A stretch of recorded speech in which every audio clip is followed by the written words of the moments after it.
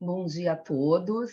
Eu sou a Kátia Wagner Radke, atual diretora de Infância e Adolescência da Sociedade Psicanalítica de Porto Alegre.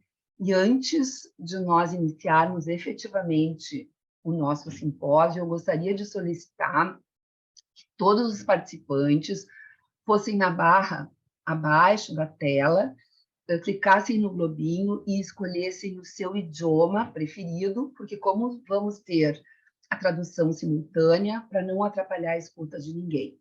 Obrigada. Então, hoje é um dia para comemorarmos intensamente a psicanálise da infância e adolescência.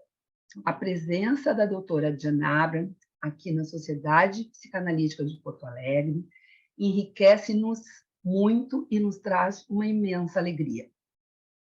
Diane Abraham é atual presidente da Federação Psicanalítica Europeia, analista de data da Sociedade Britânica e uma grande estudiosa da psicanálise.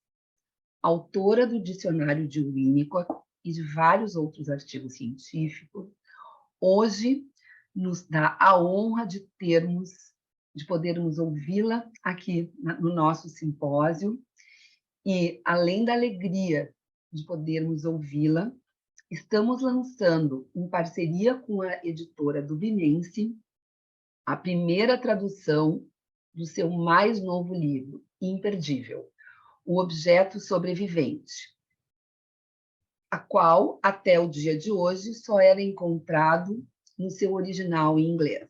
A partir de hoje, estamos, então, com a tradução para o português.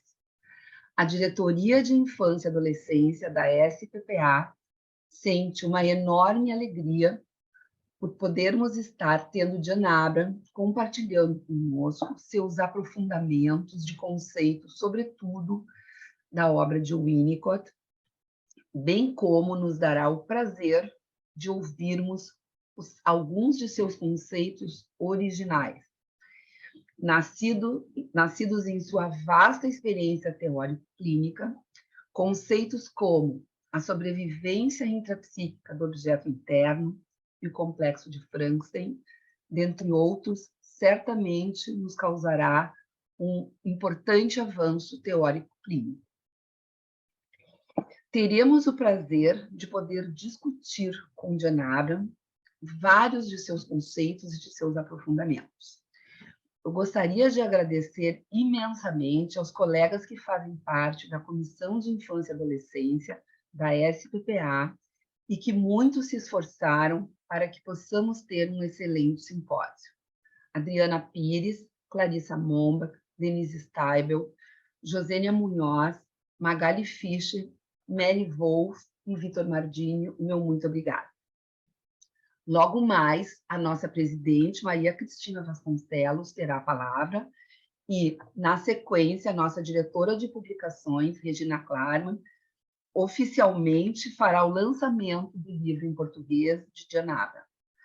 Após esta atividade, teremos a primeira conferência e aí eu vou informar a todos sobre a atividade seguinte, que são os temas livres e que terão 2 salas. Muito obrigada, espero que tenhamos um excelente simpósio. Acredito que sim. Por favor, Maria Cristina, a palavra está contigo. Bom, obrigada, Kátia. Bom dia a todos e a todas. Sejam muito bem-vindos à nossa casa virtual, mais um simpósio da infância e adolescência da SPPA. Hoje, em sua 25ª edição. Seja muito bem-vinda também a nossa convidada, a doutora Diane Abraham, a quem muito agradecemos o ter aceito o convite para estar conosco hoje. Este é um ano especial para nós da SPPA, pois estamos completando 60 anos como sociedade componente da IPA. Uma data como essa acaba por despertar o interesse em revisitar nossa história, na qual podemos observar que a psicanálise de crianças e adolescentes está presente em nossa sociedade desde o início, quando do retorno da doutora Zaira Martins da Argentina. Antes mesmo de sermos reconhecidos como sociedade componente, algumas candidatas à época, que faziam a formação em psicanálise de adultos, iniciaram de maneira informal a estudar e supervisionar casos de crianças e adolescentes com a doutora Zaire. Eram elas a Marlene Araújo, a Nara Caron e a Ruth Maltz. O interesse dessas pioneiras, a quem mais colegas foram se somando ao longo do tempo, resultou, já nos anos 80, na criação da Formação Psicanalítica de Crianças e Adolescentes da SPPA, que foi reconhecida pela IPA no ano 2000. Desde então, muitas turmas para formar analistas de crianças e adolescentes se seguiram, o que veio construindo uma tradição sólida no estudo e desenvolvimento dessa área da psicanálise em nossa sociedade. O reflexo disso se apresenta também neste simpósio, evento já consolidado em nosso meio e reconhecido por trazer pensadores importantes do cenário internacional para o estudo da psicanálise da infância e adolescência, propiciando debates profícuos que nos nutrem para a prática clínica. Neste ano, em conjunto com o simpósio, temos a satisfação de também fazer o lançamento da edição em português, como a Kátia falou, né, do livro O Objeto Sobrevivente, da doutora Janabra. Livro esse que compõe mais um volume da coleção da SPPA. Coleção essa que vem há alguns anos possibilitando ao público de língua portuguesa o acesso às ideias de pensadores importantes da psicanálise internacional. São várias as formas como a SPPA, através do esforço de seus membros, tem trabalhado para a expansão da psicanálise em nosso meio. Temos muito a agradecer a todos que, ao longo do tempo, foram oferecendo sua parcela de contribuição para estarmos aqui hoje. Uma história institucional sólida e de sucesso sempre será o resultado do trabalho de muitos. E, mais uma vez, nesse simpósio, brindamos a isso. Dentro desse espírito, agradeço a Kátia Radke e aos colegas que compõem a diretoria da Infância e Adolescência, que a Kátia já nomeou, pela cuidadosa organização desse evento. E a Regina Klarman, Lúcia Thaler, Regina Sordi e ao Rodrigo Ross, pelo esforço para conseguirmos fazer hoje o lançamento do livro. E, como sempre, agradeço aos nossos funcionários pela dedicação que propicia que nossa casa funcione de maneira eficiente e permita a todos aproveitarem este momento de estudo com muita tranquilidade. Desejo um bom simpósio a todos nós. Obrigada. Obrigada, Cristina. Então, agora, oficialmente, vamos incluir na nossa casa virtual a Regina Klarman. A Lúcia Thaler estava com algum problema em função da enorme instabilidade climática, mas espero que ela possa estar entre nós para fazer o lançamento oficial do livro da doutora Janabra em português. Só um momentinho, por gentileza.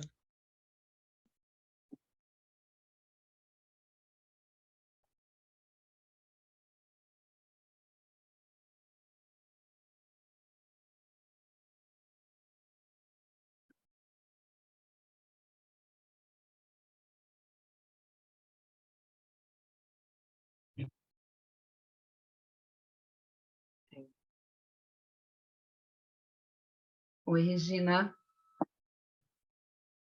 Está sem microfone, Regina. Bom dia a todos. Bom dia, doutora Janabra. A Lúcia deve estar... já está aqui. Tá. Uhum. Nosso esforço. Então, bom dia a todos e a todas. É com satisfação que a diretoria de publicação da SPPA e sua editoria da coleção Lúcia Thaler anuncia um lançamento no formato online do livro O Objeto Sobrevivente, Ensaios Clínicos, Ensaios Clínicos Psicanalíticos sobre a sobrevivência do objeto, da autora Janabra. A nossa convidada no 25º Simpósio da Infância e Adolescência, que inicia hoje. Como a Kátia já falou, é importante salientar que é a primeira tradução para outra língua do livro lançado no ano de 2022 em Londres. Foi com muito empenho que buscamos transmitir e dar sentido às suas ideias, em nossa língua-mãe. Desejamos que a riqueza de sua experiência clínica, viva e atual, possa ser compartilhada e desfrutada por todos, possibilitando o sentido e a compreensão do humano. Nosso agradecimento especial à generosidade da autora, doutora Genabra, por ter nos possibilitado o acesso às suas ideias e às construções teóricas. Agradecemos também à editora dublinense, na pessoa do Rodrigo Spinelli, pelo envolvimento e dedicação para que este livro venha somar a coleção da SPPA. Por fim, agradecemos também a todos os colegas e profissionais que se envolveram na construção desse trabalho, conforme a Cristina já citou. Eu gostaria, antes de desejar um bom simpósio, uma boa leitura a todas, salientar que esse livro encontra-se à venda na Amazon, e quem comprar, ele já terá acesso online ao livro. A partir do dia 1º de julho, o livro será entregue pela nossa dublinense, a Amazon. Então, desejo a todos uma boa leitura e que possamos aproveitar a doutora Genabra.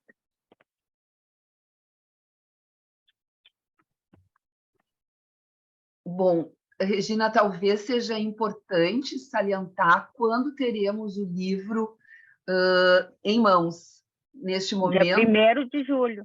Neste momento, entrando na Amazon, tu consegue ter acesso e fazer toda a leitura online, isso sem custo também, né? É só comprar o livro e vai receber em mãos a partir do dia 1º, agora no formato online. Cabe ressaltar que esse livro ele tem uma importância enorme para todos aqueles interessados na psicanálise de um modo geral, mas sobretudo da infância e adolescência, que ele deve ser um instrumento de leitura, enfim, e de uso para a nossa melhor prática clínica. Ele é um livro excepcionalmente interessante, instigante, que merece ser lido.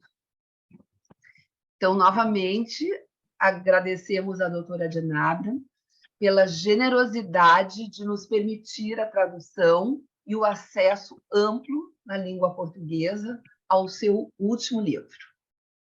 Obrigada, doutora Jan. Então, agora, me parece que podemos combinar que ao meio-dia, conforme a nossa agenda, iniciamos a primeira conferência Sobrevivência do objeto versus não sobrevivência. Gostaríamos de convidar todos e todas para estarem presentes, que certamente teremos uma atividade excelente.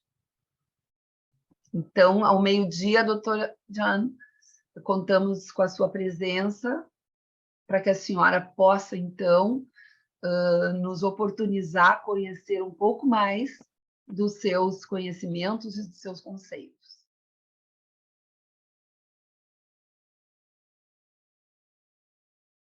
Agora, fazer uma breve apresentação para todos que não estavam presentes no lançamento do livro. Então, eu sou a Kátia Radke, atual diretora da Infância e Adolescência da SPPA, e hoje é um momento de grande comemoração para a psicanálise da infância e adolescência, para a diretoria de infância e adolescência da Sociedade Psicanalítica de Porto Alegre, pois recebemos uma grande pensadora da psicanálise, doutora Genabra, como nossa convidada, e, além disso, estamos tendo o prazer de lançar o seu último livro, O Objeto Sobrevivente, em parceria com a editora dublinense, agora em português. Primeira tradução do seu livro. É uma enorme alegria podermos ter a doutora Genabra aqui, e que foi um esforço de equipe. Agradecemos muito o seu aceite E, novamente, eu gostaria de agradecer a comissão que tem trabalhado arduamente comigo para que esse simpósio possa acontecer da melhor forma possível. Obrigada, Adriana Pires, Clarissa Momba, Denise Steibel, Josênia Munhoz, Magali Fischer, Mary Wolff e Vitor Mardini. Então, agora, nós teremos a primeira conferência da doutora Janada, objeto sobrevivente, sobrevivência do objeto versus a não sobrevivência. Doutora Diana, a palavra é sua.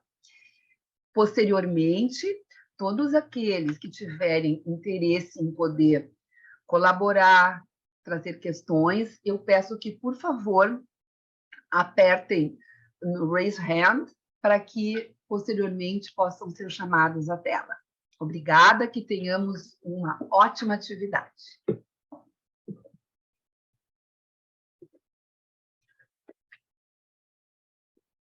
Okay. Olá, everybody. Olá, todo mundo. E obrigado, ela está dizendo isso em português. Obrigada, Kátia. Eu estou muito honrada. É uma conquista gigantesca que vocês conseguiram ao longo do último ano de fazer essa tradução.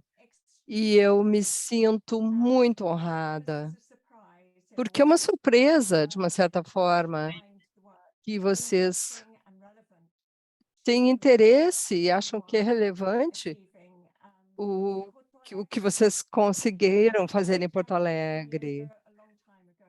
Eu já estive aí há uns 10 ou 15 anos, muito tempo mesmo, mas eu gosto muito do Brasil e, de fato, o português brasileiro, a língua em si é muito linda. Então, para mim é uma honra. Muito obrigada. Então, eu chamo esse trabalho Holding e Containing. Na especificação, são coisas bem específicas do trabalho de Winnicott. O meu trabalho anterior no Winnicott, desde 1996, esse trabalho examina o significado de holding e containing versus a especificidade da teoria da relação objetal de Winnicott. O conceito de holding se refere ao trabalho psíquico do ambiente, da mãe ambiente, e containing, eu sugiro, seja um aspecto de holding que significa a capacidade da mãe de psiquicamente sobreviver como mãe objeto durante a fase bem inicial do bebê. E as teorias da relação objetal de Melanie Klein, eu ofereço agora um delineamento da contribuição de Winnicott para avaliação da especificidade da sua teoria da relação objetal, no contexto das suas conquistas teóricas principais, o setup ambiental, fenômeno transicional e o uso do objeto. Eu vou tentar compartilhar como holding e containing, tirando das observações de Freud, do papel da mãe, para o bebê, para a psique e evolução do bebê. E o papel do pai é igualmente importante para a psique do bebê, mas é a mãe que vai facilitar a posição do pai em relação ao seu bebê. Avançando o trabalho mais tardio de Winnicott do uso do objeto, que a sobrevida psíquica do objeto é um evento fundamental no coração da relação pais-bebês, desde o início da vida. E o objeto sobrevivente que evolui intrapsíquico entra no contexto da análise da situação, onde o analista consegue, da situação de análise, aliás, o analista consegue sustentar essa parte psíquica do objeto. Então, o objetivo principal desse escrito é considerar a especificidade das relações objetais de Winnicott, no contexto da sua matriz final teórica, com ênfase na forma como os conceitos de holding e containing evoluíram nos seus últimos trabalhos. O conceito de holding evoluiu no trabalho de Winnicott do início da década de 50 e se tornou o marco de seu trabalho. Containing, no entanto, com mais frequência referencia trabalho quando foi dita a frase conter o containing no início da década de 60, na teoria do pensamento. Bion, sem se referir ao trabalho de Winnicott, estava claramente influenciado pelo conceito, se referiu à natureza do Havery da mãe nos seus conceitos de conter o containing. O conceito era mais rígido. O conceito de Bion, conter o containing, está enraizado na referência no marco de Klein. O Havery da mãe contém o medo do bebê de morrer, o que eu sugiro já vem como instinto no recém-nascido. No contexto marco de Winnicott, não existe isso. E o recém-nascido, portanto, não chegou à capacidade de ter medo da morte. Para Winnicott, inveja, ódio, etc., são adquiridos nas relações psíquicas iniciais com a mãe e não afetos que são inatos. Depois eu esclareço essas diferenças com o meu colega, onde nós conseguimos fazer a comparação do diálogo para elaborar as distinções entre holding e conter ou containing. E eu frequentemente vou voltar a isso. Pode haver um mau entendimento nas distinções entre Winnicott e Bion. Por exemplo, eles podem dizer uma coisa tipo, holding é só holding, e containing é diferente, porque leva a capacidade de pensar. Está além do escopo desse artigo entrar em mais detalhe nessa comparação, mas eu quero dizer que no marco referencial de Winnicott, containing é um componente crucial de holding. Eu proponho que holding se relaciona ao ambiente, enquanto containing se relaciona a mãe-objeto. E holding também é a sobrevivência psíquica. Baseado nesses eventos do desenvolvimento psíquico, a capacidade de representar o paciente e pensamento simbólico vão evoluir naturalmente. Vindo do modelo freudiano clássico, o diálogo interno com a evolução da relação objetal de Melanie Klein, eu digo que o Winnicott evocou uma relação objetal específica e bastante diferente.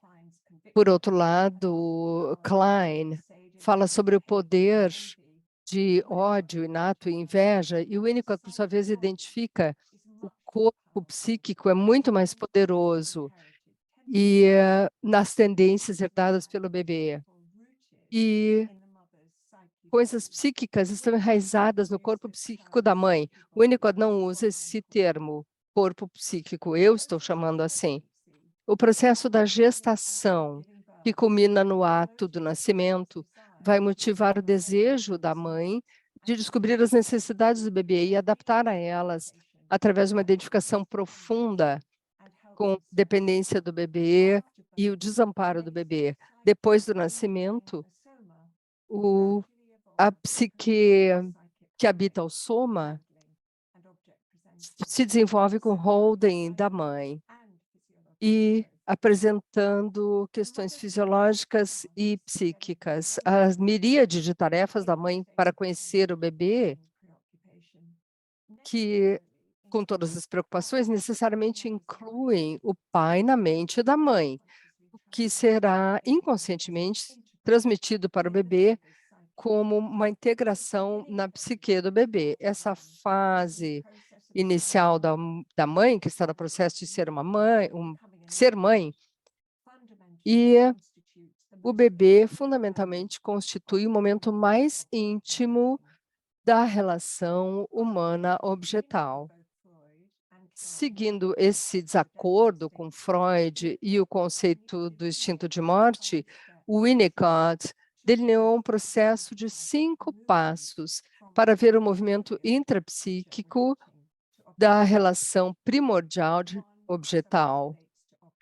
1 sujeito se relaciona ao objeto, 2 objetos no processo de serem encontrados, em vez da posição do panelista nesse momento. 3, a destruição do objeto. 4, o objeto sobrevive à destruição. 5, o objeto pode usar o objeto.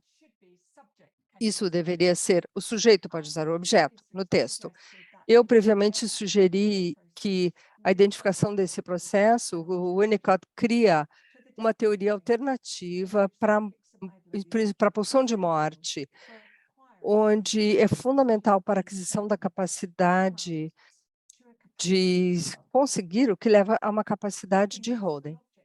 O uso do objeto, portanto, constitui uma relação madura com o objeto, sem a psique da mãe sobrevivendo à agressão inicial da mãe, o bebê consegue chegar à conquista do uso do objeto.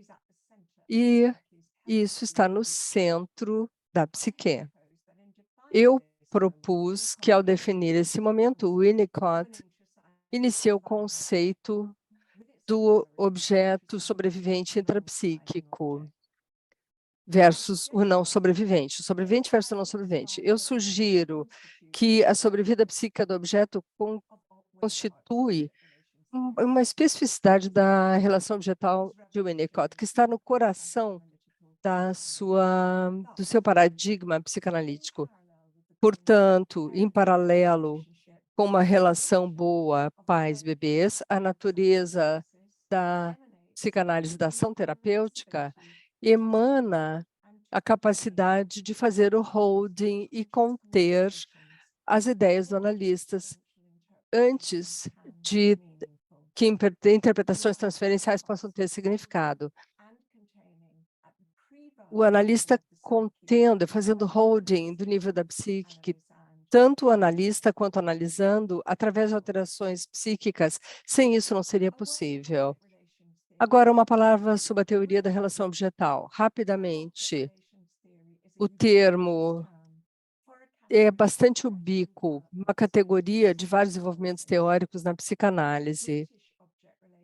E, com mais frequência, está associada com o trabalho de Melanie Klein, cujas inovações clínicas de objetos internos são bem-vindas por muitos freudianos e outros britânicos, quando ela chegou em Londres em 1926. O foco de Klein no desenvolvimento inicial não enfatizava o ambiente de uma forma que outros analistas britânicos pensavam. O trabalho de John Sutherland examina o trabalho de Winnicott em termos de vibração, para clarificar a distinção entre esses desenvolvimentos e os desenvolvimentos de Melanie Klein, que com frequência foram referidos como o círculo, e o trabalho de Sutherland foi conhecido de 1968 em diante como a independência. 3 escolas da psicanálise britânica emergiram nas décadas depois dessas distinções, entre 1942 e 1945, que continuaram para identificar com cada grupo original. A proposta recente distingue entre psicanálise epistemológica e ontológica, enquanto reconhecemos que há sobreposições entre Freud e Klein, que oferecem mais uma análise epistemológica, mostrando que o paciente e o analista, o que eles conhecem em relação ao inconsciente, e o Winnicott e Bion estressam um viés ontológico, enfatizando estar coanalisando. Eu tenho uma outra visão em relação ao que diz Bion. A implicação da distinção, na minha opinião, significa que a teoria da relação objetal associada com a independência, a análise britânica, tende a estressar de uma forma ontológica o trabalho, numa categoria onde o analista está mais preocupado com estar com o paciente e fazer interpretações para informar o paciente. Portanto, o analista ontológico foca no viés infantil e quer pegar isso. Sutherland enfatiza esse ênfase e tem alguma antecipação dos insights. E, portanto, vemos que as especificidades da revolução científica de Winnicott simultaneamente significa uma relação específica, uma teoria específica da relação objetal. E no coração dos paradigmas é distinto de todas as outras teorias de relação objetal. Eu diria que, na formulação final, Winnicott oferece avanços significativos, especialmente para a teoria freudiana, que não foram negadas. Por exemplo, narcisismo de Freud é negado no trabalho de Klein. André Green enfatizaram como Winnicott transformou o narcisismo em conceitos clínicos, enfatizando a decisão do objeto no narcisismo primário. Os instintos, no entanto, foram renegados à segunda posição. E depois eu vou enfatizar outras formas nas quais Winnicott, através de sua profunda avaliação do trabalho de Freud, cria o objeto psicanalítico. Winnicott, bem no início, na Sociedade Britânica, revolucionou a psicanálise, onde as relações objetais foram mais dominantes. A série de Winnicott de consultorias com Melanie Klein, na década de 80, que inicialmente foram as primeiras opiniões de Klein, penetrou muito o que o Winnicott estava pensando, mas, como eu já falei antes, também afiou, digamos, o seu próprio pensamento em relação a crianças, adolescentes, adultos, junto com o trabalho pediátrico e consultas terapêuticas. Melanie Klein, as inovações dela em relação ao objeto interno, trouxe um desacordo entre Londres, Viena, Berlim, durante a década de 30, e em 1942 culminou numa série de trabalhos científicos que tinha o objetivo de organizar as diferentes visões que estavam nessas discussões controversas. Winnicott sempre manteve as suas origens em Freud, provavelmente em função de ter sido seu primeiro analista, mas também ele concordava com Anna Freud, respeitava muito a ela, assim como tinha desejo de apreciar o seu trabalho e se dedicou também.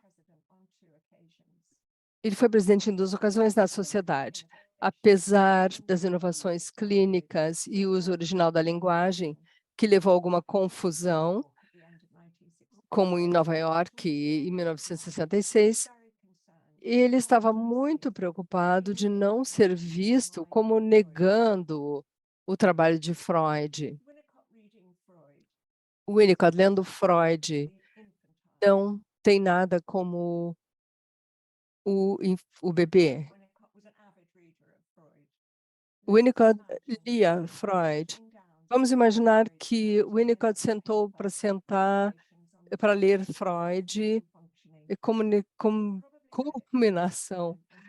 Ele provavelmente leu a primeira vez quando ele estava em análise com James Strachan, que foi o editor da edição padrão de Freud.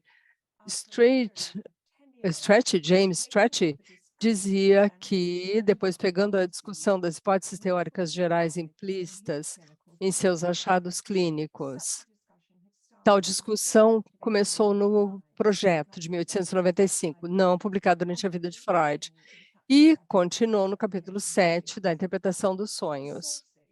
As fontes para o trabalho Os Dois Princípios vieram das discussões nesses artigos. Strachey diz que o artigo é como uma baliza, uma base fundamental para as principais discussões teóricas que estão por vir, referindo-se aos trabalhos psicológicos. O objetivo principal do trabalho era examinar alguns princípios: prazer, realidade, em relação que domina os processos primários e secundários. Freud, em si, nos diz que o trabalho não estava completo e estava mais como uma inspiração. Claramente, Freud estava explorando como a mente infantil opera e alcança uma posição para formular uma concepção de circunstâncias reais do mundo externo. Essa questão levanta a citação mais longa do trabalho. Winnicott lê e, eu imagino, fica impressionado pelas palavras no meio de uma frase, quando consideramos que o bebê inclui o cuidado que recebe da mãe e quase se dá conta um sistema psíquico desse tipo. Eu posso imaginar que 7 anos depois, 1942, como isso de sentar para ler Freud levou o Winnicott a se encontrar dizendo não existe tal coisa chamada bebê. Isso ele disse na Sociedade Britânica e foi escrito 10 anos depois, 1952, expandido. E ele diz, Winnicott diz, se você mostrar um bebê, você está mostrando também alguém cuidando do bebê. Ou pelo menos os olhos de alguém estão sobre o bebê. E aí vemos uma dupla de cuidado, um cuidando e o outro sendo cuidado. Eu diria que antes das relações objetais, o estado de coisas é o seguinte: a unidade não é um indivíduo, a unidade é uma configuração ambiente-indivíduo. O centro de gravidade do ser não começa no indivíduo, está na configuração total. A publicação acima coincidiu com a redação de objetos transicionais e fenômenos transicionais. 2 anos depois, Winnicott apresentou sobre os aspectos metapsicológicos e clínicos da regressão dentro do setup psicanalítico. E no início desse artigo, ele anuncia que Freud toma como certa a situação inicial da maternidade e minha opinião é que ela surgiu para fornecer um cenário para o seu trabalho, quase sem ele estar ciente do que estava fazendo. Winnicott propõe dividir a obra de Freud em 2 partes, técnica e setting. O próprio Freud teve um começo bom o suficiente. Winnicott imagina, então, que selecionou casos que não precisavam regredir à dependência da forma como os pacientes sem um começo bom o suficiente precisam. Uma nota de rodapé longa, Winnicott aponta que está ciente de que Freud teve experiências com crianças na sua família e no trabalho, mas que não teve experiência de pacientes que precisaram regredir em análise. Isso é seguido por uma enumeração do setting clínico de Freud. O último e 12º item é o analista sobrevive. Nesse artigo, em toda a sua obra, Winnicott quer enfatizar que a doença Quer trocar? psicótica está relacionada à falha mental em um estágio inicial e que o setting da análise reproduz as primeiras e primordiais técnicas maternais. Winnicott percebeu que as formulações de Freud sobre o funcionamento mental do aparelho psíquico evoluíram a partir das reconstruções do infantil que emanavam de pacientes adultos no divã. Winnicott deixou claro que ele próprio aprendeu muito mais sobre os estados mentais infantis com o paciente adulto que regrediu na análise do que com toda a observação de bebês na clínica pediátrica. Devoção comum, holding, handling, manuseio e apresentação do objeto. Winnicott reconheceu muito cedo que as mães comuns tinham uma capacidade de tirar o fôlego de fazer holding dos seus bebês sem ler livros.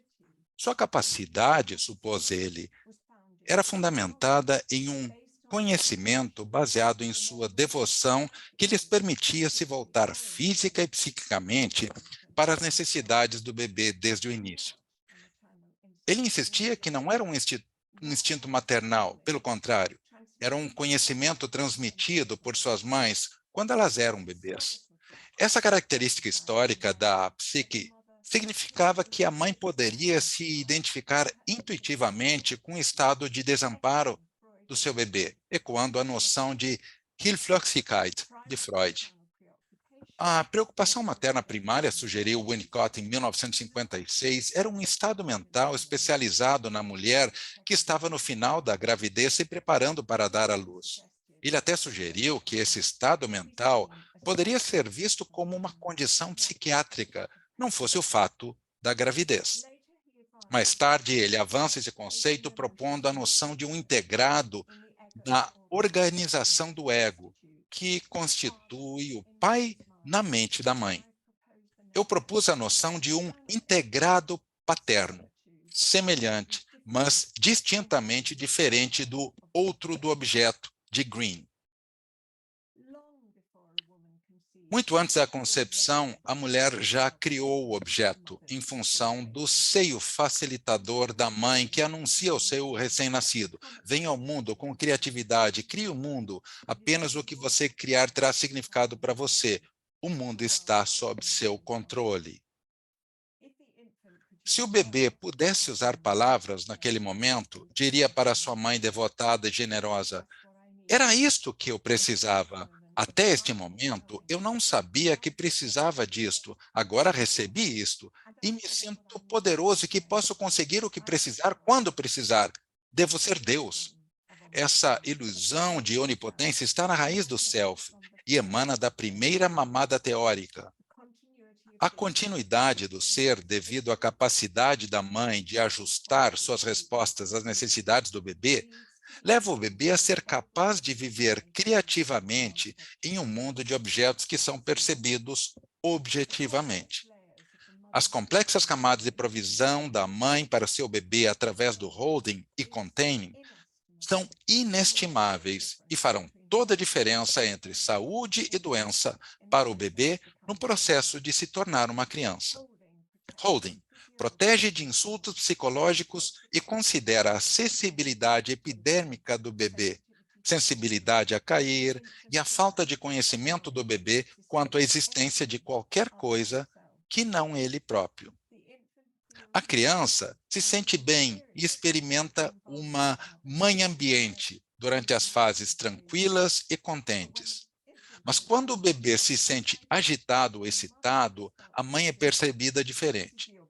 Esta é a mãe objeto, que deve receber e ser afetivamente penetrada pelas comunicações implacáveis e cruas do bebê causadas pela necessidade de sobreviver. Não há medo da morte nesse estágio inicial, porque não há pulsão de morte no paradigma de Winnicott, apenas pulsão de vida, ou pulsão de luta pela vida, que força o bebê a ser malvado sem intenção. Ao aceitar e receber as comunicações, tanto da fase calma quanto da excitada, por meio da sua capacidade de se orientar de forma consistente e confiável, a mãe facilitará que o bebê alcance o estágio em que tanto a mãe ambiente quanto a mãe objeto se fundem na mente infantil. Após esse momento, a criança desenvolve a capacidade de preocupação. Funções e suas elaborações criativas ainda não são claramente distinguidas como fato e fantasia. É impressionante o que o bebê deve conseguir conquistar mais ou menos nesta época. A multiplicidade de tarefas psíquicas que a mãe é capaz de facilitar para o bebê é igualmente impressionante. Ser amado no início significa ser aceito. Esta é a base do processo de personalização que inclui a psique que habita o soma e é encontrada na capacidade da mãe de agregar seu envolvimento emocional. Mas será lembrado que a mãe também é capaz, por meio de sua capacidade amorosa, de reconhecer que, às vezes, ela também odeia seu bebê, até mesmo seu menino. Existem, pelo menos, 18 motivos para isso. A primeira razão é porque o bebê não é sua própria concepção. Assim, a posição de poder da mãe em relação à sua contribuição para a sociedade invoca ódio e inveja enraizados no fato da dependência. Esses afetos, juntamente com o sadismo, não são inatos, como na obra de Klein, mas sim conquistas do desenvolvimento. Quanto mais deficiente for a adaptação da mãe às necessidades, mais intensos e inconscientes serão os sentimentos de ódio e inveja. A dependência na situação de análise invocará a inveja das capacidades do analista de hold e tolerar. O medo da mulher é baseado na negação do fato da dependência e, como sugeri antes, está nas raízes da misoginia. Fenômenos transicionais. Por meio da conceituação dos fenômenos transicionais, Winnicott identificou uma área essencial no desenvolvimento infantil e expandiu toda a sua tese de que não existe essa coisa chamada bebê.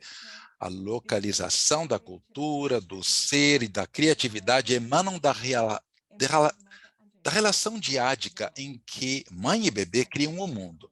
Cada psique, por consequência, terá sempre inscrita essa experiência de estar um com o outro, que perdurará nas camadas mais profundas da psique de cada um ao longo da vida. Fenômenos transicionais, penso eu, são Winnicott preenchendo a lacuna do artigo de Freud sobre 2 princípios de 1911, porque explica o movimento do princípio do prazer para o princípio da realidade. Formulando esse conceito, Winnicott foi mais adiante em 1968, quando escreveu O Uso de um Objeto. Holding deficiente, regressão na situação analítica. Como dito acima, para Winnicott, a psicose constitui uma doença de deficiência ambiental, devido a rupturas precoces do ambiente psíquico. A mãe, quaisquer que sejam as boas intenções que ela tenha para seu filho, e por mais que seja boa pessoa, pode ter sido incapaz, por um motivo ou outro, de oferecer a seu bebê uma adaptação suficientemente quase perfeita às suas necessidades cruéis. O trauma precoce constitui a não sobrevivência do objeto. No decorrer de qualquer análise, o paciente inevitavelmente regredirá na transferência para os primeiros sucessos e fracassos do que fez em seus primeiros dias, semanas, meses e anos. A história da psique constitui a transferência em análise e leva anos e anos para vir à tona entre paciente e analista. A partir dessa premissa, a prática da psicanálise no marco ontológico de Winnicott evolui para uma em que o analista se torna o facilitador do analisando. Este último é o único que poderia saber a verdade sobre sua própria subjetividade. Essa verdade não está tão relacionada ao que ocorreu entre a mãe e bebê, mas sim é uma mistura do que aconteceu entre o que o bebê fez do que aconteceu devido ao processo de criação do objeto. O inconsciente carrega as incrustações de certos momentos traumáticos que, aos poucos, evoluíram para certas narrativas. Essas narrativas ilusórias específicas entram em jogo à medida que a transferência ganha impulso.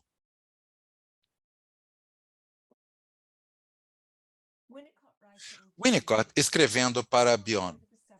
Em 7 de outubro de 1955, Winnicott escreve a Bion após um encontro científico no qual Bion apresentou seu artigo Diferenciação das personalidades psicóticas das não psicóticas. Nesse artigo, Bion deu um exemplo clínico rico de como ele falou com o paciente. Bion explica que trabalhou com o paciente por 6 anos e que, embora soubesse que o ambiente desempenhava seu papel em seu exemplo, ele não falaria sobre isso. Imagino que isso deve ter impactado Winnicott, que estava sentado na plateia. E este é o ponto de Winnicott quando escreveu a Bion para sugerir uma maneira alternativa de falar com o paciente psicótico de Bion. Isto foi numa carta para Bion. Eu diria que se um paciente meu se deitasse no divã, se mexendo de um lado para o outro como seu paciente e dissesse eu deveria ter telefonado para minha mãe, eu saberia que ele estava falando sobre comunicação e sua incapacidade de se comunicar. Então, eu teria interpretado. Uma mãe devidamente orientada para o seu bebê saberia pelos seus movimentos o que você precisa. haveria uma comunicação por causa desse conhecimento que pertence à sua devoção, e ela faria algo que mostraria que a comunicação havia ocorrido. Não sou suficientemente sensível ou orientado quanto a isso para ser capaz de agir bem o suficiente. E, portanto, nesta situação analítica, caio na categoria da mãe que falhou em tornar a comunicação possível. No presente relacionamento, portanto, é dada uma amostra da falha original do ambiente que contribuiu para a sua dificuldade de comunicação. Ele segue dizendo a Winnicott, e ele está falando para Bion agora, na sua carta, você verá que, do meu ponto de vista, você estava falando sobre o ambiente, embora tenha dito que não o faria. E estava indicando, por meio desse material clínico, que esse homem tem uma relativa falta de capacidade de comunicação por causa de algumas experiências em que sua mãe falhou na tarefa materna primordial, no estágio em que a mãe está intimamente identificada com seu bebê, ou seja, bem no início. E ele diz, eu sei que há muito mais do que esse tipo de coisa no transtorno psicótico. No entanto, você traz um material clínico que clamava por uma interpretação sobre comunicação. A interpretação alternativa proposta por Winnicott destaca alguns dos pressupostos básicos subjacentes ao seu paradigma clínico em evolução, que, no momento da redação desse artigo, ainda se desenvolveria por mais 15 anos. Os movimentos que o paciente faz no divã comunicam a camada infantil inconsciente e traumatizada da experiência de gritar para ser ouvido, reconhecido e dar-se conta disso naquele exato momento, no tempo presente da situação de transferência. Quando Winnicott sugere dizer ao paciente que seus movimentos no divã seriam entendidos por uma mãe suficientemente bem orientada para o significado desses movimentos, parece que ele está comunicando que reconhece que o paciente tenha sofrido uma falha ambiental. Quando ele segue dizendo que ele, Winnicott, não é capaz de fazer o que a mãe bem orientada precisa capaz de fazer, ele mostra ao paciente que a falha original do ambiente está agora na situação presente da transferência e está sendo repetida na análise com o analista.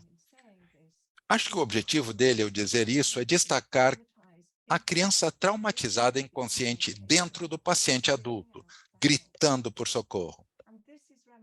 E isso é uma reminiscência de Freud, que diferenciava entre interpretação e construção, que coloca diante do sujeito da análise um pedaço de sua história primitiva que ele esqueceu.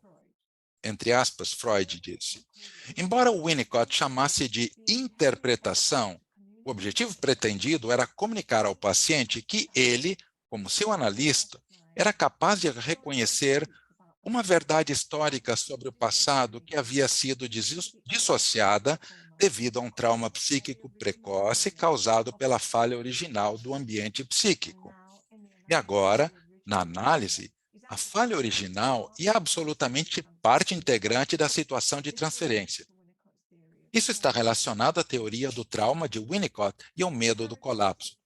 Paradoxalmente, no contexto da situação de análise, esse tipo de intervenção clínica significa que, talvez pela primeira vez, o bebê clínico que grita está sendo ouvido. Além disso, é como se o Winnicott se tornasse o pai que ajuda a mãe a se orientar para os gritos do bebê e, portanto, a manter a situação no tempo e no espaço transferencial.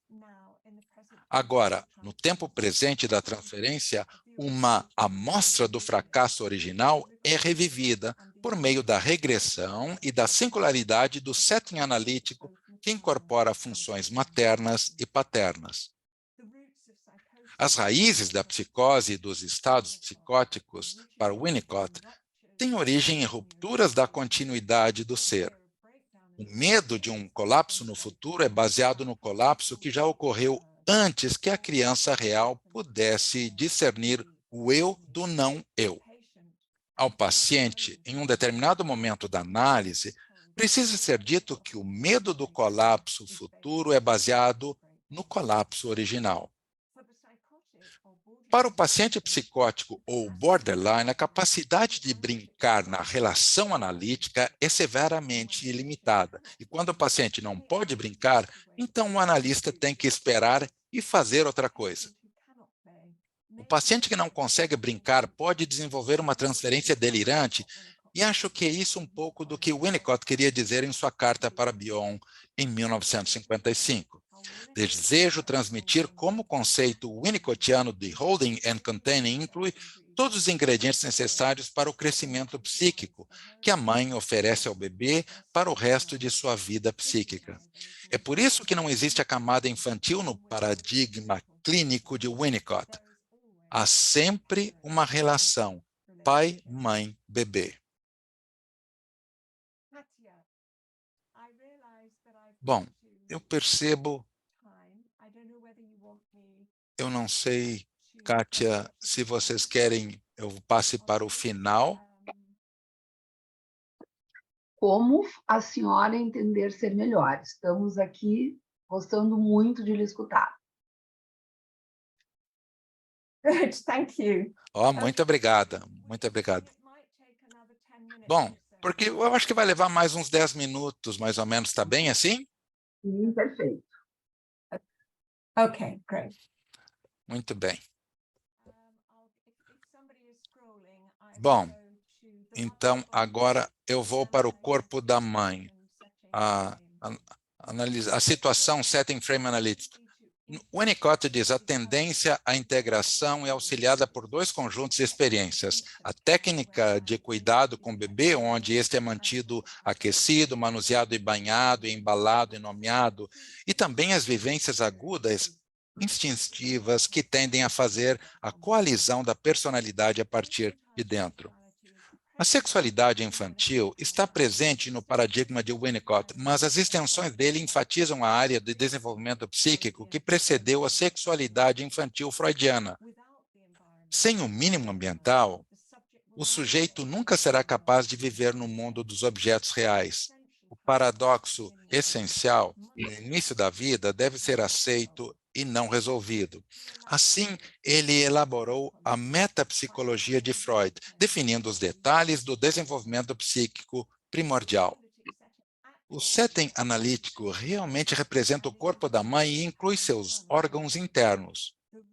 O consultório é seu corpo, enquanto o divã representa seu colo e ou ventre. Winnicott diferencia entre a experiência do neurótico e a do psicótico. Enquanto para o neurótico, o divã e o calor e o conforto podem simbolizar o amor da mãe, para o psicótico, seria mais verdadeiro dizer que essas coisas são a expressão física do amor do analista. O divã é o colo ou útero do analista e o calor é o calor vivo do corpo do analista. No entanto, parece-me que para todos os pacientes haverá inevitavelmente uma experiência real do setting que ressoará com as diferentes qualidades do princípio interno do paciente. Assim, por exemplo, se o consultório mudar de alguma forma, talvez de forma sutil, por exemplo, temperatura, o paciente responderá de acordo com sua história interna subjetiva. Da mesma forma que o pai tem um papel significativo no início para o bebê, mas apenas se o pai mantiver um lugar na mente da mãe, assim também haverá a função paterna no setting analítico. A mãe recebe e o pai estrutura. O analista tem que servir a ambas funções.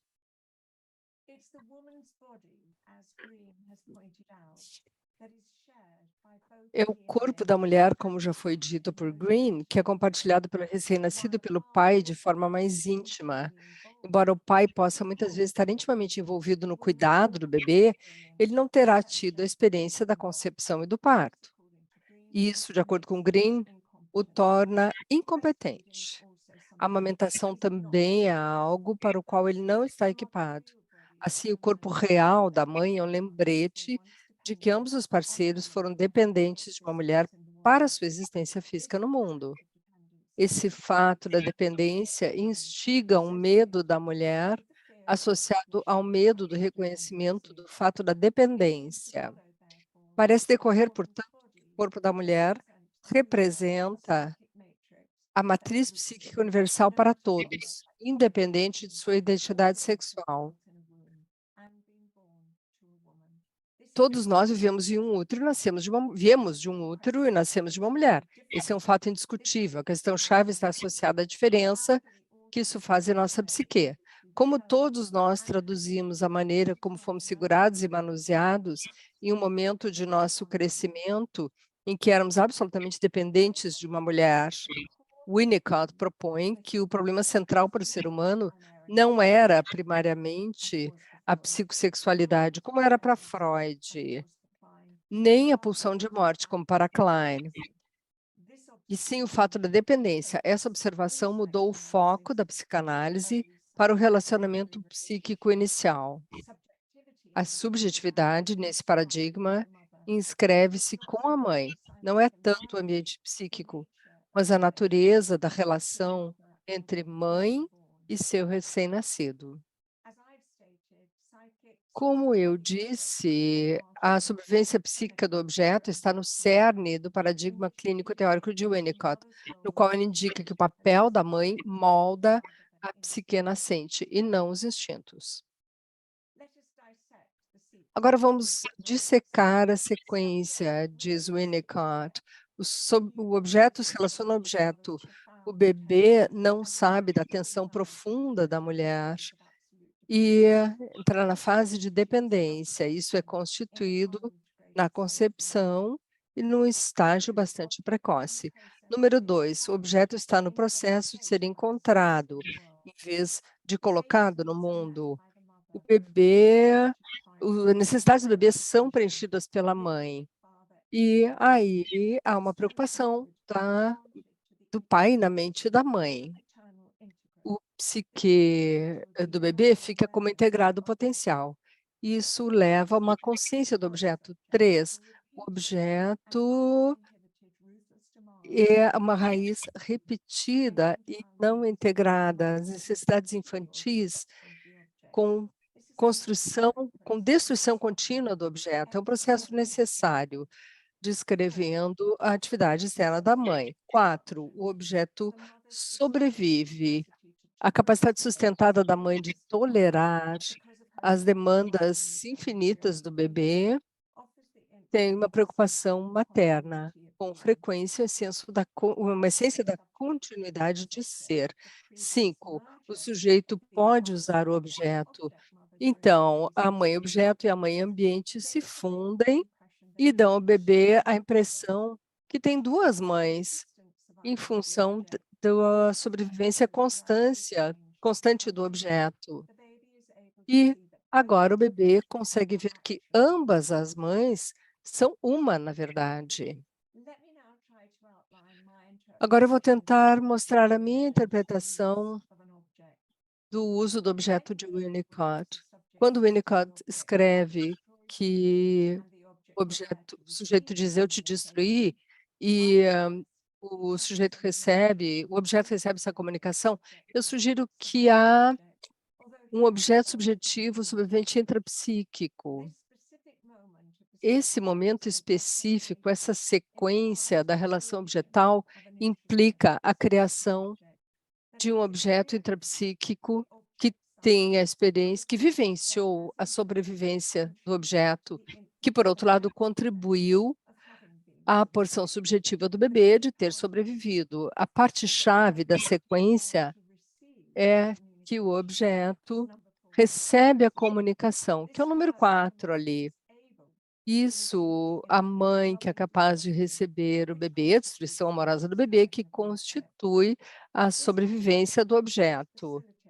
E esse processo facilita o sujeito para internalizar uma experiência de que, apesar da intensidade no corpo e mente da mãe, continua a se adaptar a essa sobrevivência, conseguindo a sobrevivência psíquica do objeto.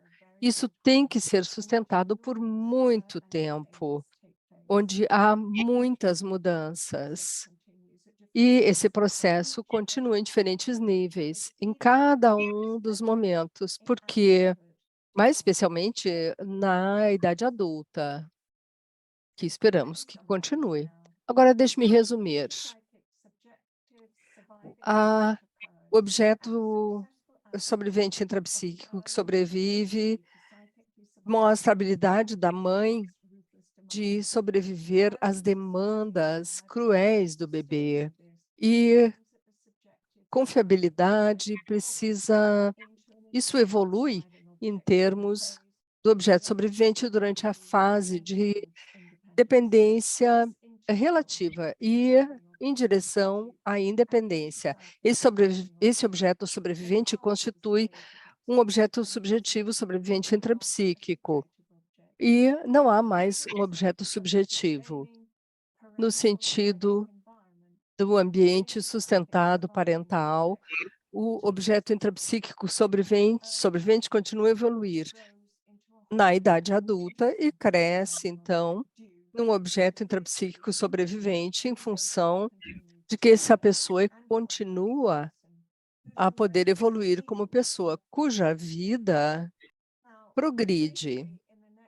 Agora, rapidamente, na próxima sessão, eu falo sobre uma forma como todos nós fomos afetados durante a Covid, e eu sugiro que, se ficamos no consultório ou se estávamos online, nós comunicamos aos nossos pacientes que nós tínhamos medo. E, nesse sentido, nós passamos a não sobrevivência do objeto. Isso é uma coisa que nós podemos conversar depois, no final dessa sessão.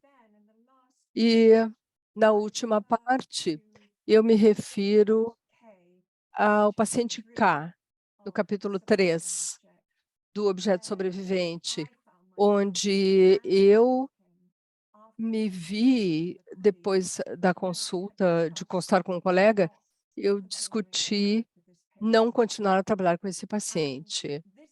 E esse foi um ponto de mutação para mim na análise, quando eu pude sentir em relação a essa pessoa, isso aqui não era o bebê dentro do paciente, não o bebê do Freud. Eu não estava sobrevivendo. E, paradoxicamente, ao passar essa não sobrevivência, eu sobrevivi. E eu acho, então, que se relacionou o trabalho de Streit, em 1934, em relação à ação terapêutica na psicanálise. O paciente se torna consciente da distinção entre seu objeto fantasia e o objeto externo real. E a interpretação agora, então, chegou num ponto de mutação, já que produziu uma ponte no círculo vicioso neurótico. E eu acho que, fazendo um link de novo a Streit e de Streit para Winnicott como analista, era relevante, uma forma relevante de integrar o trabalho de Winnicott com o de Streit. E eu encerro dizendo, sem o holding da mãe ambiente e o container da mãe objeto, e essa oscilação na sobrevida psíquica do analista, no nível pré-verbal, entre analista e paciente, se não houver isso, não haverá mudança fundamental psíquica. Muito obrigado por me ouvirem.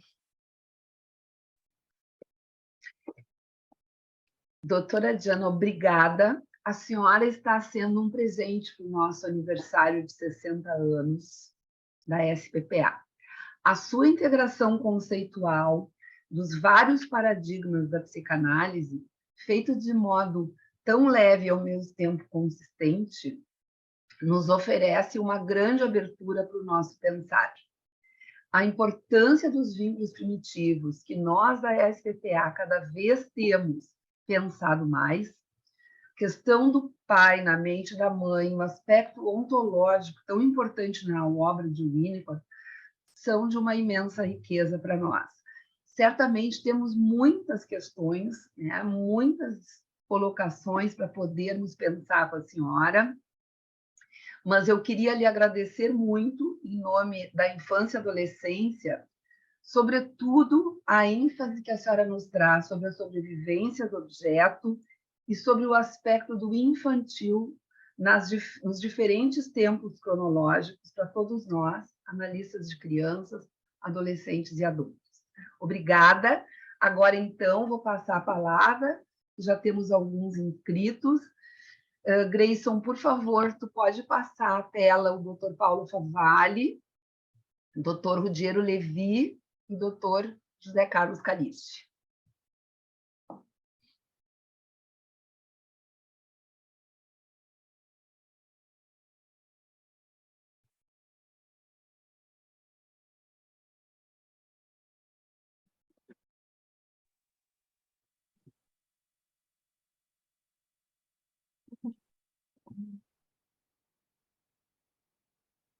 Estão me ouvindo?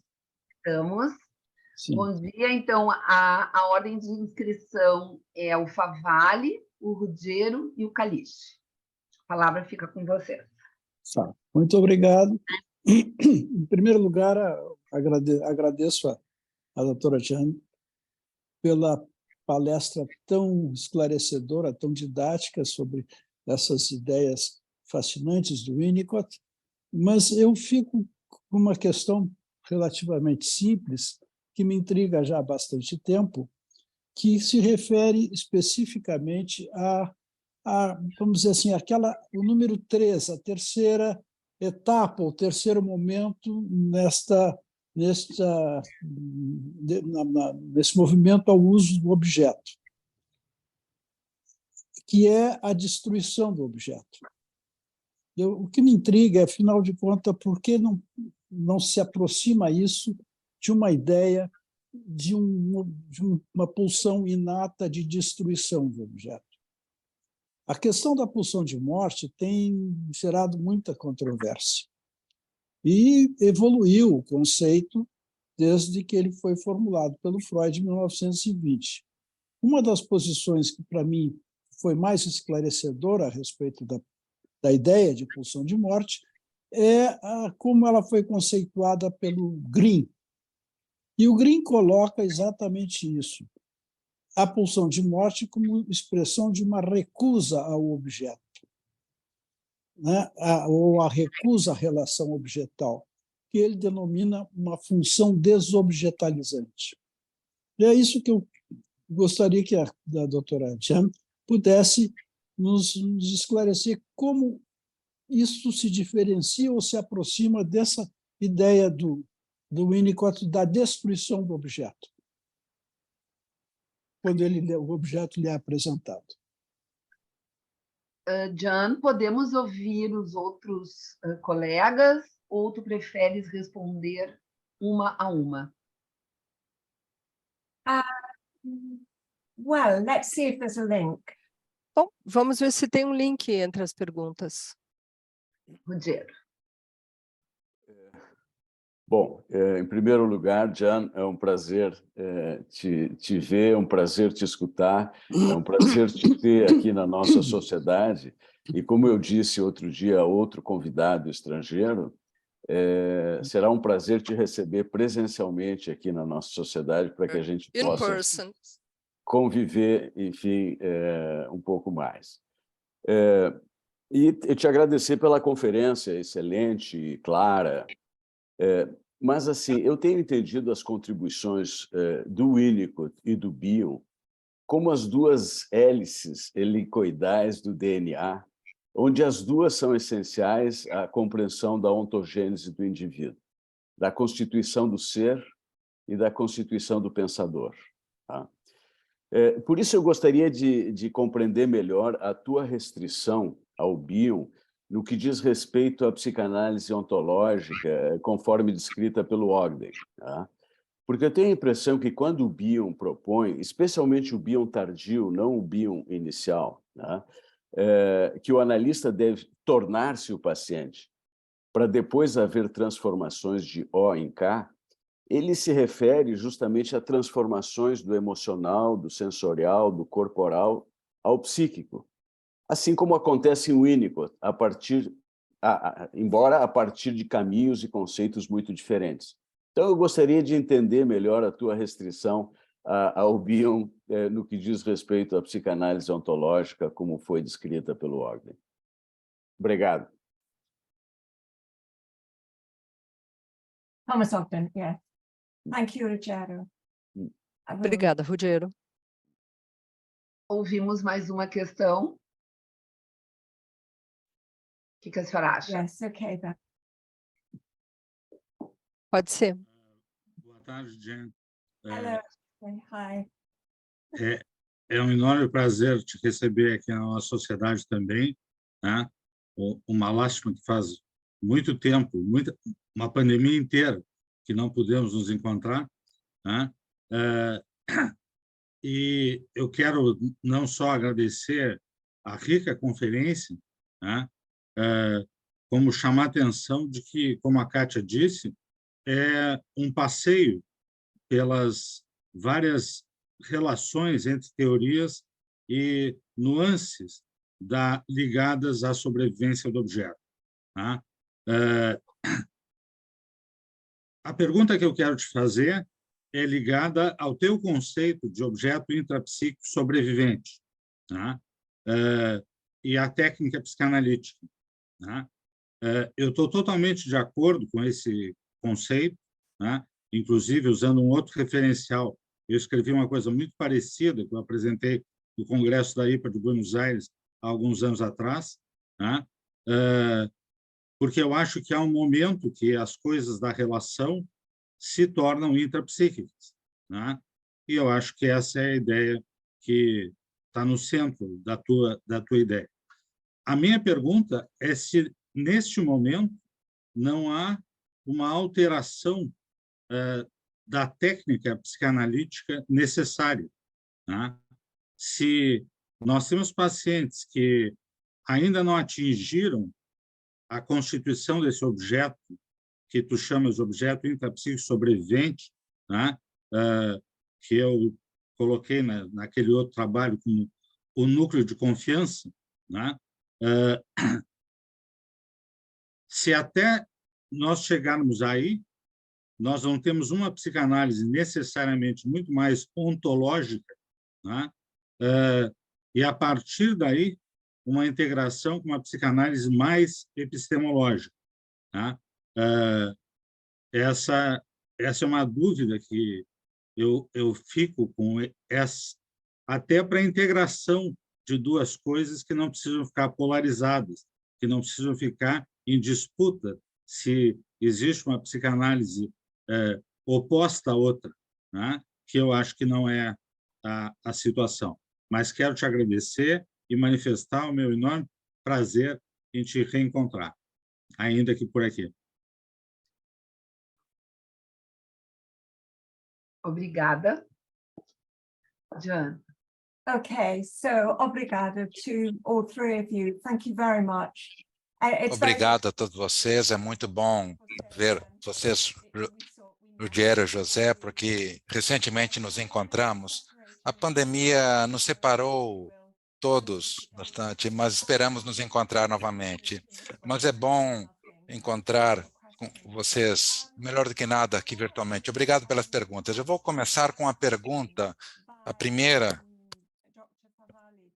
do Dr. Favalli. Eu acho que o que o Winnicott está querendo dizer é bem no início, o que ele quer passar, e eu acho que foi o seu argumento e insistência com os kleinianos, que algo que acontece entre o sujeito e o objeto. E eu acho que na teoria kleiniana, mesmo agora, muito recentemente, eu ouvi uma palestra de Ron Brayton, que ainda está dizendo que não importa quão bom seja o ambiente, há alguns bebês que nascem com esse instinto de morte ou pulsão de morte tão forte, e ninguém pode ajudá-los. Agora, o Winnicott, ele discordou totalmente com isso, e eu acho que a ênfase dele nisso é que a causa da psicose é ambiental. E o que ele diz no terceira e quarta etapas, tem que ser 5 etapas na sequência, é quão importante é o objeto em receber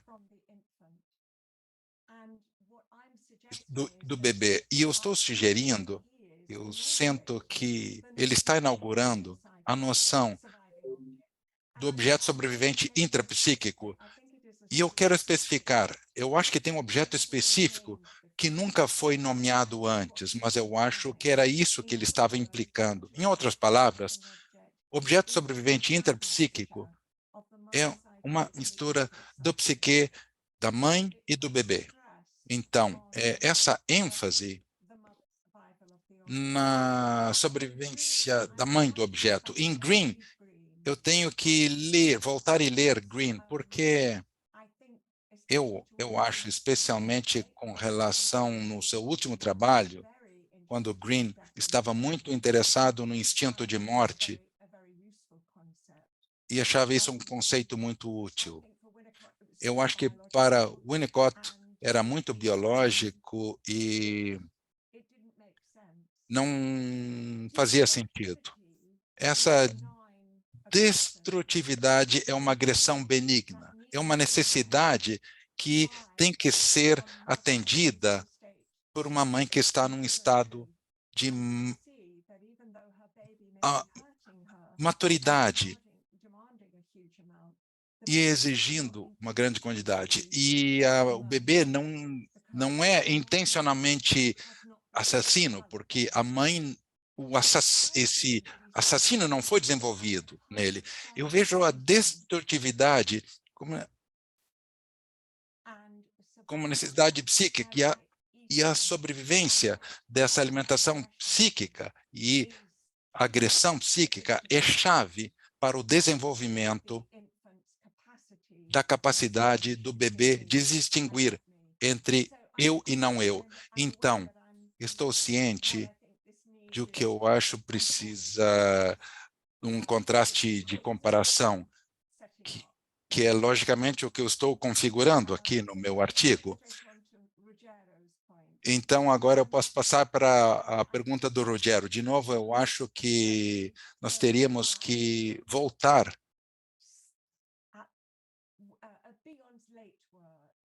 ao trabalho último trabalho de Bions, que fica muito mais próximo do Winnicott. Porém, onde eu discordo de Thomas é que o Bion sempre retém o marco kleiniano. Embora ele não mencione esse instinto, eu acho que está implícito no seu trabalho. E esse exemplo de uma correspondência entre Bion e o Winnicott é um exemplo de onde ele diz, bom, existe o ambiente, mas eu não vou falar sobre ele. E eu acho que acaba influenciando o Winnicott, porque para ele o paciente era psicótico devido ao ambiente, e, portanto, era uma negação. Tecnicamente, foi uma negação de reconhecer algo que precisava ser reconhecido numa situação clínica do paciente. E para Bion, eu acho que ele acha que nós temos que ter uma forma de ter um insight da mente do paciente, reajustar as relações objetais, como se fosse possível. E depois, ele não concordou com isso, mas eu não estou mais familiarizado com o trabalho mais recente de Bion. Bom, Dr. Kalish, muito obrigado. Sim, a separação artificial, e Thomas diz, logicamente, que há sobreposições. Entretanto, eu acho que a ênfase em estar com o paciente e sentir que se o paciente tivesse que souber que eles são muito agressivos e com ciúmes no momento, eu acho que, em teoria, informa essa técnica. E se houver uma ênfase em estar e realmente experimentar ou experienciar o paciente, ao invés de analisar e odiar e sadismo, por exemplo, então eu acho que isto é mais terapêutico para o paciente, mas eu concordo de fato que é responsável ter uma combinação de ambos. E eu gostaria de ler o seu artigo, porque talvez não há dúvida de que quando um paciente... Eu atendi um supervisionado na semana rapidamente, onde o paciente, depois de uma longa análise, não conseguia falar em toda uma sessão. E o analista estava tão preocupado que tinha um material suicida surgindo. E na sessão seguinte foi evitado. E ele estava muito preocupado que talvez o paciente não sobrevivesse no fim de semana. Então, pela primeira vez, isso foi cerca de 2 semanas atrás. Então, quando o paciente chegou na sessão de sexta-feira, eu acho que eu fiquei muito preocupado com você, porque você não esteve na semana passada e você esteve muito preocupado com si, e o paciente disse, sim, realmente foi. Então, seria muito interessante utilizar a cadeira. Então, o supervisionado ficou muito preocupado, mas o que nós descobrimos desde essa ação é que, de fato, o paciente achava que esse é um paciente que passou as primeiras 3 semanas numa incubadora, e o paciente disse que era como se você tivesse me tirado de lá.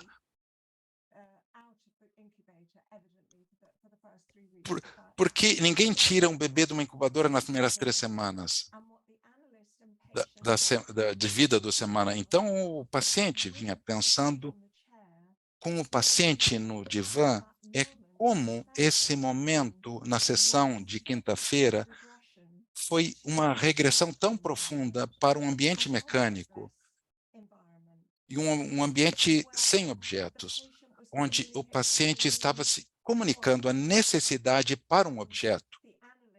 E o analista, embora estivesse muito preocupado que isso era a coisa errada a fazer, realmente deu um retorno. Ele achava que ele não poderia fazer nada mais. E me lembrou de quando o Nicote disse, se você não conseguir fazer uma análise, faça outra coisa, mas uma coisa muito importante sobre a ação.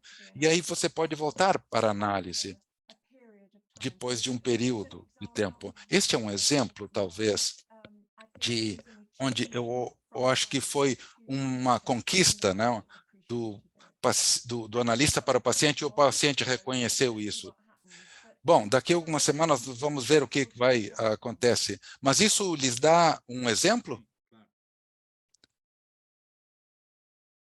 Thanks. Obrigada. Thanks, John. Bye-bye. Bye, Rogério.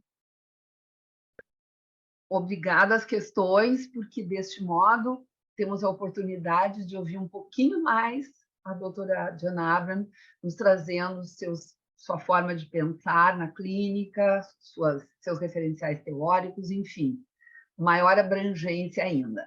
Nós temos mais 2 colegas, eu peço só que a gente possa ser um pouco breve, à medida do possível, ao levantar as questões, porque a doutora Diana precisa também dar uma descansada, que às 13h30 encerramos esta conferência para depois, então, seguirmos com os temas livres. Grayson, por favor, Olivia Porcaro e Júlia Trevisan, pode expor na tela?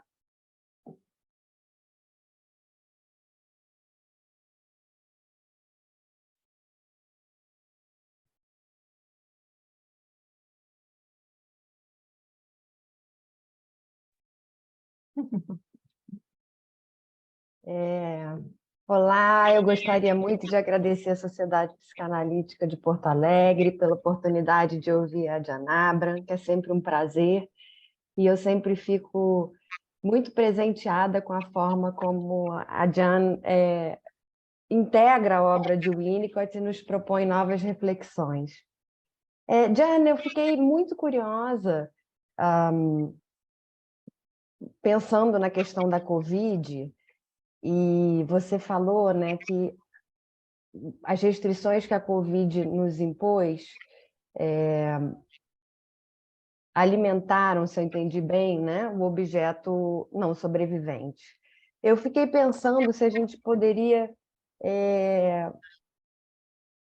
se você poderia falar um pouco mais sobre coisas que abalam o objeto sobrevivente. Quer dizer, eu fiquei pensando se o objeto sobrevivente foi abalado de uma forma geral, quase que coletivamente para todos nós. Se a gente poderia pensar assim. E um rápido comentário, você contou essa vinheta clínica e eu fiquei pensando, eu passei por uma situação parecida clinicamente, era um caso diferente, mas eu estava em supervisão com a Edna Villetti, que você conheceu bem, e eu me lembro de que na época eu pedi para o meu paciente sentar, porque eu não sobrevivia aos ataques que ele me fazia. Né? Então, como na nossa profissão, a gente é sempre colocado para refletir em cada situação específica, e gostei muito de ouvir um relato similar em que teve um efeito positivo sobre o caso, porque a minha intervenção eu precisei rever e tolerar que meu paciente se deitasse novamente como um feto, que ele ficava no divã. Era isso, muito obrigada. Obrigada, Olívia. Doutora Jana, outra colega não entrou, então fique à vontade, por gentileza, para responder a questão que a Olívia nos trouxe. Yes, thank you, Olivia. Obrigada, Olivia. Eu não tive tempo, infelizmente, para ler essa sessão. O que eu vi durante a pandemia, certamente, eu acho que a mesma coisa aconteceu no Brasil, porque nós falamos sobre isso. Você estava online, principalmente com seu paciente, por algum tempo, e eu fiquei online por 15 meses. E eu me lembro me sentir aterrorizada. E eu estava bem consciente de que meus pacientes estavam aterrorizados.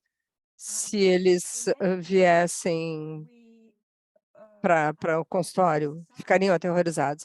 A Sociedade Britânica não permitia que nós trabalhássemos presencial. Era uma determinação. Eu sei que meus colegas na Alemanha, por exemplo, eles continuaram, em Viena também, eles continuaram a ver os pacientes presencial, mas eles passaram pelo procedimento de segurança do país. A minha questão é que o que parece para mim, eu digo isso no apêndice do objeto sobrevivente, quando o Winnicott diz o paciente tem que ter a experiência de não ter nenhuma preocupação pelo objeto. A sobrevivência do objeto só pode ocorrer se não tiver inibição de ataque e agressão. Se você se preocupa com o paciente está se preocupando com o analista, e se conhece o medo do analista, então não consegue fazer isso. Na nota de rodapé, ele diz: esse trabalho não pode ser feito se o paciente tem um revólver, está com um revólver ali. Vocês lembram disso? E, claro, me dou conta que durante a pandemia era equivalente a trazer um revólver. Mesmo se nós fazíamos de conta que não era assim, mas nós tínhamos medo. A minha questão é que nós precisávamos pensar na análise E eu voltava ao consultório, eu voltei ao consultório em 2021, na forma híbrida. Não, 2022. Enfim. Agora eu estou de novo 5 dias por semana. E eu acho que ainda estamos nos recuperando. Os pacientes ainda estão dizendo, você está aqui de verdade? E aí eu saio para um intervalo. Ou melhor, para alguns dias. Nós ainda estamos nos recuperando. Eu acho que tem uma questão da não sobrevivência do objeto para o mundo inteiro. É internacional, não é só psicanalistas. Talvez esqueçamos, talvez esteja lá no fundo, mas é maravilhoso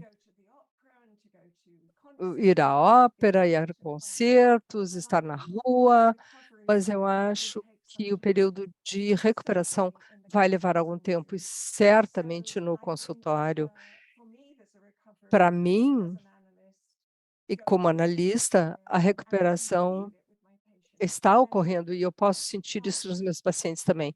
Eles ainda não estão totalmente recuperados. Foi traumático. E, claro, estabelece e reacende traumas iniciais e memórias traumáticas primordiais. Então, temos mais trabalho a fazer, sim.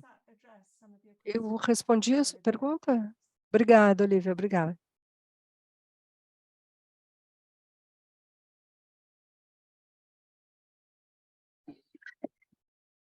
Bom, doutora Jane, acho que estamos nos aproximando do final do nosso horário. Eu gostaria de convidar todos os colegas para que possam estar amanhã na sua segunda conferência, que acontecerá no horário do Brasil, das 11 da manhã às 12h30, Destrutividade na Adolescência, lembrando que no horário das 9 às 10h30 teremos uma atividade restrita a membros da IPA, e que a nossa conferência, sim, será aberta a todos os inscritos que estão presentes hoje ou que possam vir a estar amanhã. Então, convidamos para que não percam, que certamente teremos uma nova oportunidade de lhe ouvir passeando pela psicanálise de uma maneira tão leve e tão consistente. Queria ainda poder convidar os colegas para participarem da nossa próxima atividade, que vai ser a apresentação de temas livres, lembrando que teremos 2 salas. A sala 1, com o trabalho Os Processos Autísticos e o Referencial de Tustin, o Despertar de um Novo Entendimento, e o trabalho A Princesa Iluminada. Desculpe, o primeiro eu não citei a autora, Jamile Thanos, e A Princesa Iluminada, Ana Patrícia Rosa Ribeiro. E na sala 2, teremos O Lugar dos Pais na Psicanálise de bebês e crianças, de coadjuvantes a coatores principais do processo analítico, a autora Maria Cecília Pereira da Silva, e o trabalho A Tragédia da Descrença, o autor Felipe Gershman. Então, às 14 horas, daremos sequência ao nosso simpósio. Doutora Jane, muito obrigada, novamente, pela sua belíssima conferência e por responder com tanta consistência e abertura às questões levantadas. A palavra está com a senhora, caso queira fazer algum comentário.